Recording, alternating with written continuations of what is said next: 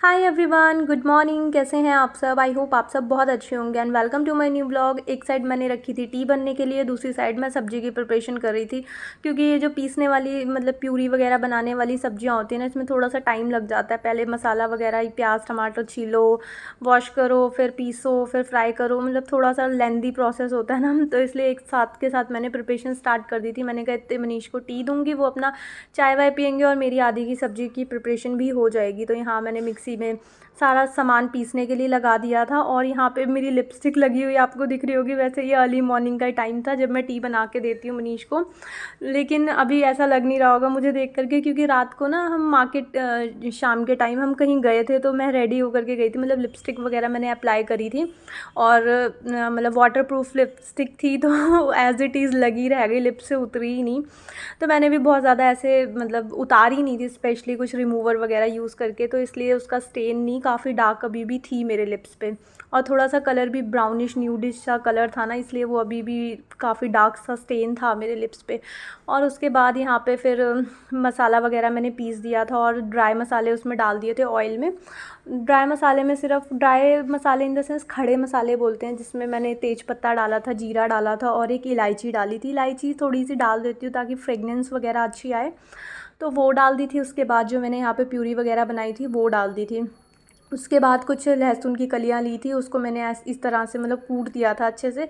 वैसे तो उसमें भी पीस देती हूँ कई बार, लेकिन थोड़ा कूट करके डालने से ना थोड़ा अलग फ्लेवर आता है, वरना उसमें पिस जाता है तो कुछ पता नहीं चलता। तो यहाँ पे मेरा मसाला वगैरह फ्राई हो रहा था और गर्मी इतनी तेज़ लग रही थी मेरे को, बिल्कुल मतलब खड़ा नहीं हुआ जा रहा था किचन में। इतनी ज़्यादा ह्यूमिडिटी सी इतनी हो गई है कि पूछो मत। वैसे तो वेदर वगैरह थोड़ा ठीक ही चल रहा है, कभी बहुत तेज़ धूप हो जाती है और कभी कभी बारिश का सा वेदर हो जाता है, लेकिन ना उमस हो रही है बहुत ज़्यादा। जब तक बारिश होगी नहीं ना अच्छे से, तब तक ये उमस जो है वो कम नहीं होगी। तो बहुत ज़्यादा गर्मी लग रही थी, और वैसे भी स्टीम से तो और भी ज़्यादा गर्मी लग जाती है। तो यहाँ पे मैं बाहर आ गई थी, आलू वगैरह छीलने थे, और इधर से सैलेड में मनीष के लिए सैलेड मेरे को कट करना था, क्योंकि मेरे को टिफ़िन पैक करके देना था। तो वही खीरा वीरा मैं काटने के लिए आ गई थी। वैसे तो खीरा टमाटर ये सब काटती थी मैं पहले, पर अभी टमाटर बहुत ज़्यादा महंगे हो रखे हैं, तो वो फिर मैंने अभी टिफ़िन में डालना बंद कर दिया है। तो सिर्फ मैंने एक खीरा ही डाला था। अनियंस वगैरह इसलिए नहीं कट करती हूँ क्योंकि फिर होता है ना कि टिफ़िन का बॉक्स खोलो और एकदम प्याज की स्मेल मच जाए पूरे आसपास, तो इसलिए मैं अनियंस वगैरह नहीं डालती हूँ। और उसके बाद ये भैया आए थे मैंगो वाले, और अभी बोला ना मैंने, एकदम से तेज़ धूप हो जाती है और एकदम से छाँव हो जाती है, और अभी मेरी सब्ज़ी बन रही थी बाहर, ये भैया आए थे मैंगो वगैरह लेकर के। तो मैंने यहाँ पे उनसे फ्रेश फ्रेश से दशहरी आम ले लिए थे, मेरे को बहुत ज़्यादा पसंद है, और मेरे अलावा और किसी को भी पसंद नहीं है, ना मेरी बेटी को पसंद ना मनीष को पसंद, ये सिर्फ मैं ही खाती हूँ। मतलब ऐसा नहीं है कि वो दोनों नहीं खाते, खाते हैं, बट मैं ही ज़्यादा खाती हूँ फ्रूट्स वगैरह घर पे, और इतना ज़्यादा कोई खाता नहीं है। तो यहाँ पे फिर मैं मैंगो वगैरह अरेंज करके रख रही थी, नहीं तो फिर गर्मी की वजह से ना बहुत सॉफ्ट हो जाते हैं, तो इसलिए साथ के साथ मैंने बास्केट में लगा दिए थे और सारा फ्रिज में डाल दिया था। और उसके बाद वापस आ गई थी किचन में, क्योंकि चपातियाँ सेकनी थी। एक साइड सब्जी बन रही थी, दूसरी साइड मेरे को यहाँ पे गर्मा गर्म चपातियाँ सेकनी थी, टिफ़िन के लिए बनानी थी। मॉर्निंग में तो कुछ खा करके जाते नहीं है मनीष, लेकिन पैक करके देनी थी मेरे को, तो वही मैं बना रही थी। और इतनी तेज़ जब सीटी आती है ना कुकर में, तो उसकी सीधा फेस पे जो स्टीम आती है ना, है उससे तो पूरा जल जाता है सुबह सुबह फेस। और उसके बाद मनीष चले गए थे ऑफ़िस के लिए, और मैं आई थी यहाँ बेटू को उठाने के लिए। आजकल एंजॉय कर रही है ना, बस ये लास्ट टाइम चल रहा है थोड़ा सा, उसके बाद तो बहुत जल्दी जल्दी मॉर्निंग में उठना पड़ेगा, नींद भी पूरी नहीं हो पाएगी। तो अभी मैडम अरमान नहीं आराम फरमा रही हैं लेट लेट तक उठ करके। तो यहाँ पे मैं थोड़ा सा बेटू को प्यारी प्यारी करने आ गई थी। बहुत प्यारी है यार, इसको मतलब ये जब मेरी लाइफ में आई ना, तब मैंने जाना कि प्यार क्या होता है। मतलब इसने मेरे को इतना प्यार दिया है ना लाइफ में कि मैं उसको मतलब वर्ड्स नहीं है मेरे पास, क्या बोलूँ मैं। और उसके बाद फिर यहाँ दोनों हम माँ बेटी, बेटू को मैंने कुछ खिला दिया था। उसके बाद यहाँ पे हम क्लीनिंग के लिए लगे थे। वैसे तो ऐसा कोई मेरा डीप क्लीनिंग का मूड नहीं था, बट मेरी बेटी यहाँ पे अपने सारे टॉयज़ निकाल करके बैठी थी, तो बोलती मम्मा आज मैं अपने सारे टॉयज़ निकाल करके, इसको ना कुछ चाहिए था, इसका एक पैरेट था जो बोलता था उसमें बैटरी वगैरह डाल करके, तो ये वो ढूंढ रही थी काफ़ी दिन से, इसको मिल ही नहीं रहा था। और देखो यहाँ पे इसको लग भी गई थी, तो मैंने उठा करके पीछे बैठाया कि आप पीछे होकर के बैठो, आपको लग जाएगी। तो वो ढूंढ रही थी काफ़ी दिन से, इसको मिल नहीं रहा था। तो मैंने कहा कि चलो फिर हम मिल के ढूंढते हैं, थोड़ी सी क्लीनिंग भी हो जाती है साथ के साथ। वैसे भी मेरी बेटी आजकल मेरे मेकअप से लेके और पता नहीं क्या क्या चीज़ें खोल करके निकाल करके बैठती है। जो चीज़ें सालों साल से पैक पड़ी थी ना, मुझे पता भी नहीं था कि घर पे हैं वो सब मेरी बेटी ने निकाल दिया है। तो आज ये बेड भी था, पता नहीं कितने टाइम से ये ऐसे रखा हुआ था, मतलब कभी क्लीन नहीं हुआ था। तो आज ये इसमें भी मेरी बेटी ने ड्यूटी लगा दी थी। तो आज मैं पूरे बेडरूम को ना बहुत डीपली क्लीन करने वाली थी। ये वैसे तो डीपली क्लीन, डस्टिंग वस्टिंग ये सब डेली होता रहता है, लेकिन डीप क्लीनिंग होता है ना कि बेड का एक एक वैस और जो बॉक्सेस वगैरह हैं वो भी क्लीन होते रहते हैं। जैसे विंटर का स्टफ़ चेंज करा या समर्स का लगाया, विंटर्स का हटाया, तो उसमें वो साथ के साथ क्लीन हो जाता है। लेकिन ये एरिया था जो बहुत लॉन्ग टाइम से क्लीन नहीं हुआ था, क्योंकि इसमें इसके टॉयज़ रखे हुए थे और काफ़ी सारा, जब मैंने पूरे टॉयज़ निकाल करके देखे ना, इतना सारा इसके अंदर कचरा भरा हुआ था कि मेरे को मतलब एक्सपेक्टेड ही नहीं था यार कि हमारा हम मतलब पीछे सो रहे हैं और हमारे पीछे इतना सारा कचरा दबा हुआ पड़ा है। वो ऐसा होता है ना जैसे ये है, इसने कोई रैपर खाया या मनीष ने खाया, रात को वहीं छोड़ने की दोनों की हैबिट है, मैंने काफ़ी बार शेयर करा है। तो या पेन पेंसिल क्रेयॉन्स जो भी चीज़ें हैं सब पीछे रख देते हैं। जो ये बेड होते हैं ना जहाँ पे ये सामान रखने की जगह होती है, ये बहुत ही ज़्यादा नेगेटिव पॉइंट होता है। ऐसा बेड नहीं होना चाहिए, क्योंकि फिर जहाँ पे चीज़ें हम लोग डिपॉज़िट करते हैं ना, वहाँ पे फिर लाइन लगती ही चली जाती है। मैं इसको कितना भी क्लियर कर लेती हूँ, बट यहाँ पे ऑलवेज़ भरा भरा ही रहता है। तो जैसे यहाँ पे कोई भी चीज़ रखी, पेन रखा, तो वो ऐसे रोल रोल हो करके, जैसे ही बेटू अपने टॉयज़ वगैरह के लिए खोलती है, कुछ भी मेरा क्लचर हो, क्लिप हो, कोई भी चीज़ यहाँ पे अगर मैं रख देती हूँ, ये एकदम झटाक से खोलती है अपने टॉयज़ वगैरह निकालने के लिए। तो ऐसे रोल रोल हो करके चीज़ें नीचे चली जाती हैं और नीचे जाती जाती वो डिपॉज़िट मतलब इकट्ठी होती चली जाती हैं। सालों साल से जो चीज़ें हम मिलती नहीं है ना, आज जा कर के मेरे को मेरे क्लचर्स, मेरे मतलब एक दर्जन से ज़्यादा तो मेरे को इसके अंदर से पेन मिले होंगे। मनीष कहते हैं यार मैं पेन लेकर आता हूँ, मुझे एक भी नहीं मिलता। तो आज पता चला कि वो सारे पेन कहाँ चले जाते थे। हम वहीं रखते हैं, बेटू एकदम से खोल देती है, बच्चे को उतना पता नहीं चलता ना। हम जैसे मैं खोलूँगी या मनीष खोलेंगे, कोई चीज़ गिरेगी तो हमें पता चलेगा, लेकिन वो अपना टॉयज़ निकालती है, डालती है, उसको इतना पता नहीं चलता। तो बहुत सारी चीज़ें उसमें इकट्ठी हो रखी थी, देखो कितने सारे तो पेपर्स वगैरह थे जो इसमें से निकले, और पुराने क्लोथ्स वगैरह, मतलब बहुत सारी ऐसी चीज़ें थी जो बिल्कुल ध्यान ही नहीं थी, पता भी नहीं था हमारे घर में हैं। अनवांटेडली वो जो लीड्स होती हैं, वायर्स होती हैं, पुराने चार्जर्स जो आज से पता नहीं कितने लॉन्ग टाइम पहले वो नोकिया के फ़ोन नहीं चलते थे जिसमें एक पिन जैसी चार्जर लगता था, वो भी चार्जर इसमें मिला। और पता नहीं कितनी सारी टाइप की कलरफुल मेरे को वायर्स मिली, जो कि कहाँ किसकी थी ये भी नहीं मुझे पता। तो बहुत सारी ऐसी चीज़ें मेरे को मिली जो कि मतलब इसके अंदर इकट्ठा हो रखा था कूड़ा, और मेरी बेटी को क्रेडिट जाता है, आज उसी ने ये क्लीनिंग कराई है। मतलब मेरा मन ऐसा था नहीं करने का, क्योंकि जब से गोवा से आई हूँ ना, तब से मैं अपनी स्किन से बहुत परेशान हूँ। एक तो गर्मी इतनी ज़्यादा एक्सेस हो रही है, ह्यूमिड वेदर थोड़ा ठीक भी होता है, तो ह्यूमिड इतना ज़्यादा हो रहा है कि पूछो मत। और उसके बाद फिर ऐसे ही थोड़ा रूटीन चल रहा था, इधर थोड़ा काम वाम भी चल रहा था, इधर आना जाना हो रहा था। फिर मेरी कज़न भी आई हुई थी बीच में 1 वीक के लिए, तो तब भी मेरा व्लॉग्स वगैरह बनाना हो नहीं पाया था, वही डेली रूटीन का काम चल रहा था। और घर पे कोई आता है तो थोड़ा सा घूमना फिरना भी ज़्यादा हो जाता है, मतलब मार्केट वगैरह के चक्कर्स वगैरह लग जाते हैं।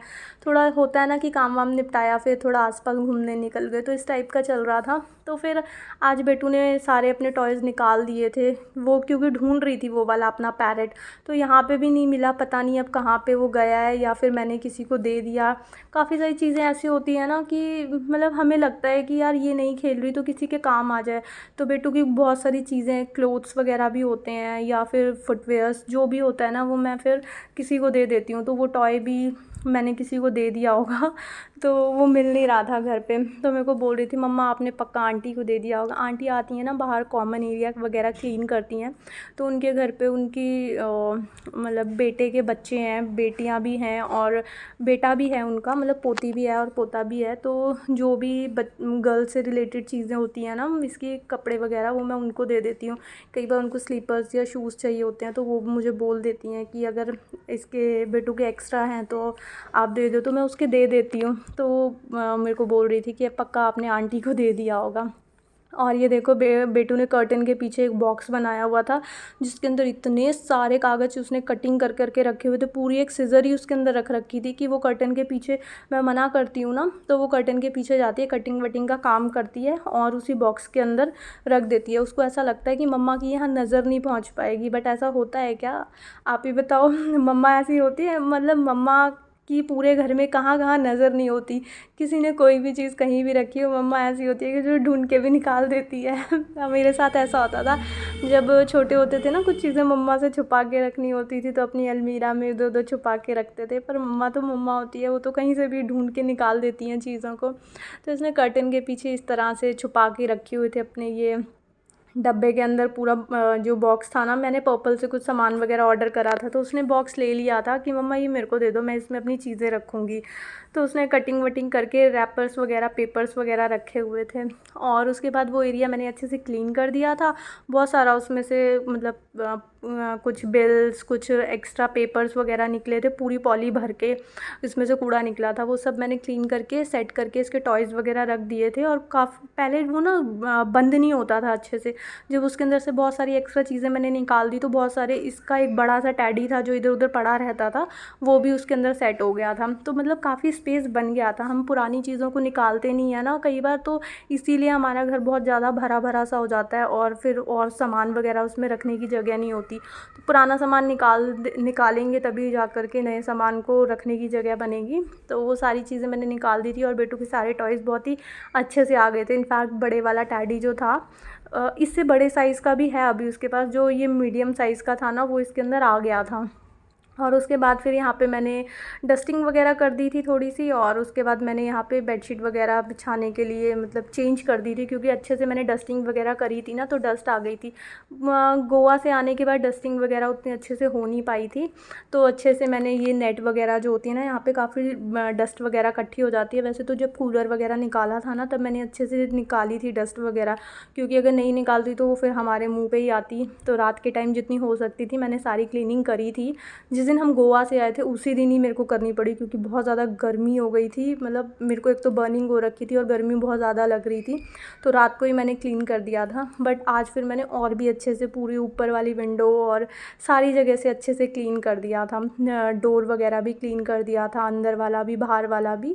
तो सारा आज बेडरूम में ही मैं लगी हुई थी कि बेडरूम मेरे को आज अच्छे से पूरा चकाचक क्लीन करना है, क्योंकि बेडरूम ऐसी जगह होती है जहाँ हम अपना मैक्सिमम टाइम स्पेंड करते हैं किचन के बाद। हाउसवाइफ्स को तो किचन में सबसे ज़्यादा टाइम लगता है कुकिंग वगैरह के लिए, बट उसके बाद जो हमारा एक रिलैक्सिंग जोन होता है ना वो मतलब बेड ही होता है। तो हम बेड पे जाते हैं, एकदम साफ़ सुथरा सा मिलता है ना, तो बहुत पॉजिटिव वाइब्स आती है, मूड बहुत रिफ़्रेश सा और अच्छा सा लगता है। अभी बेडरूम में जाओ पूरा फैला फैला सा घर होता है ना, मूड भी ऑफ सा हो जाता है। मतलब एक चिड़चिड़ापन सा फील होता है कि क्या यार, मतलब घर फैला फैला रहता है। वैसे तो मेरी बेटी फैलाती है थोड़ा सा। मतलब ये देखो यहाँ पे इसने एक डायरी बनाई थी पूरी, छोटे छोटे पेजेस कट करे थे, उसको स्टेपलर करे थे और उसके ऊपर ये फ्लावर उसने पेस्ट करा था कि मम्मा मेरे लिए बनाई थी कि मम्मा आप इसमें आपको जो भी चीज़ अच्छी लगती है और जो भी चीज़ ख़राब लगती है ना आप इसमें लिखना। तो वो वहाँ उसने रखी हुई थी, मैंने कहा ओके मैं इसमें लिखा करूँगी। और उसके साथ साथ यहाँ पे मैं ड्रेसिंग वगैरह को भी अच्छे से क्लीन कर रही थी। ड्रेसिंग के ऊपर ना काफ़ी सारे बेटू ने कलर्स वगैरह चला दिए हैं, जो कि मेरे को टाइम निकाल करके ना, जो थिनर होता है ना जिससे हम नेल पेंट वगैरह रिमूव करते हैं, जो पहले मार्केट में, अभी तो डिस्पोजल्स मिलने लग गए हैं, पहले जो मिलते थे ना मतलब एक लिक्विड सा होता था थिनर, और कॉटन पे ले करके हमें उसे क्लीन करना होता था।